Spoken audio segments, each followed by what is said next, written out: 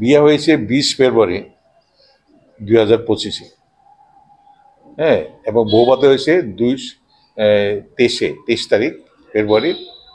বৌভাতের পরের থেকেই তার প্রতি ডাউরি মানে যৌতুক চাওয়ার জন্য একটা টেন্টেটিভ তৈরি হয়েছে বাড়িতে। এরপর ওরা আড়ালে আসলো, আড়াল পর ঘুরে যাওয়ার পর থেকে আরো পেশা দিয়ে আরম্ভ করেছে। বলছে তুমি আমার 10 লাখ টাকা দাও, নাহলে তোমার প্রবলেম হবে। এবং তাদের ফ্যামিলির 4 জন দেখেছে, 4 জন একই বিহেভিয়ার লোক। এই 4 জনই একই বিহেভিয়ার। ফ্যামিলিতে 1 জন 2 জন থাকে, তারা 4 জন মিলিতে পারে আমার মেয়েরে ভীষণ জুলুম করতো। 10 লাখ দাও, আদারওয়াইজ ইউ মেক এ আদি, তুমি তুলে আমার একটা বড় ফ্ল্যাট বানাই দাও, ছেলের এবং মা। আর পিন পয়েন্ট রইল আপনার মা, মা এবং মেয়ে। তারা মেয়েরে ভীষণ অত্যাচার করতো। তো 1 মাস চৈত মাস গেল, এরপর থেকে মেয়েরে 12 তারিখ থেকে অত্যাচার আরম্ভ করেছে, ফিজিক্যাল টর্চারিং আরম্ভ করেছে। এরপর 16 তারিখে যে টর্চারিং করছে, এটা সে পুলিশ হেল্পলাইনে একসাথে হেল্প করে ওর সঙ্গে 4 মিনিট কথা বলেছে। পুলিশ কিছু করতে পারে না হয়তো। এরপরে 7 তারিখ সে ভাবছে আমরা এখানে বেঁচে থাকতে পারবো না, আমি চলে যাব। সকালবেলা গর্তে বেরিয়ে শাশুড়ি আমি চলে যাবো, আমি তোমরা টাকলাই মরে যাবো, তুমি কাজ করো, আমার স্বর্ণটা আমার দিয়ে দেবো। কয় না, তোমার স্বর্ণটা দেওয়া হবে না, তুমি চলে যাও, আর আসবে না এখান থেকে আমার বাড়িতে।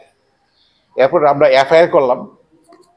এফআইআর করার পর তারা নানানভাবে আমাদের মোবাইল হোয়াটসঅ্যাপগুলো ব্লক করছে। ব্লক করে আমাদের নানান অন্য মোবাইল থেকে ট্রেনিং দেওয়া আরম্ভ করলো। এবং আমাদের যত হোয়াটসঅ্যাপ আছে, হ্যাঁ, তাদের প্রতি ট্রেনিং দেওয়া আরম্ভ করলো মোবাইলে, যে আমি মনিকা হাজব্যান্ড, আমি মনিকাকে আমার এখানে পাঠাও, আমাদের টাকা লাগবে 10 লাখ টাকা ইমিডিয়েটলি। এরপর আমরা করলাম কি, এই 17 তারিখের যখন স্বর্ণ না নিয়ে আইয়া পড়লো, তখন কি করলো, ও আমার বাড়িতে, এখন আমার বাড়িতে। এবং তারা পুলিশ এসে কেস করেছে।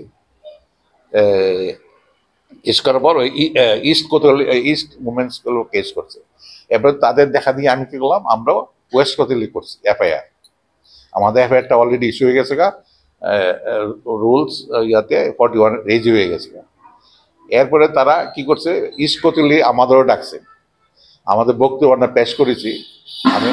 আমরা ছেলের ড্রব্যাক গুলো বলেছি, যে ছেলের এই গোনা কত, তার নানান প্রবলেম, এইজ তুমি লুকাই দিচ্ছ, তার চর্মরোগ আছে, সেক্সুয়াল ইনফার্টিলিটি, হ্যাঁ, এরপর সেই ক্যান নট মুভ অ্যালন, এসব দিয়ে আমরা তাদের বক্তব্য পেশ করেছি আর কি।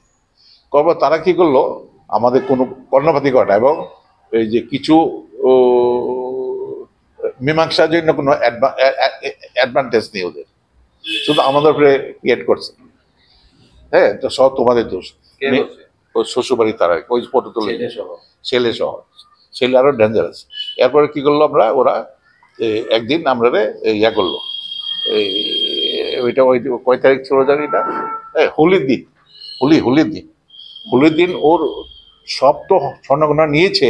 হোলির দিন কি করলো, একটা ইয়া থাকে, কি কয় মেয়েদের মঙ্গলসূত্র থাকে, যে এটা বলছে এটা দিয়ে দাও, এটা ময়লা হয়ে যাবে, এটা তাদের দেওয়া জিনিস ছিল আর কি। মঙ্গলসূত্র রিমুভ করা যায় না আর কি, তো এরা জোর নিয়েছে।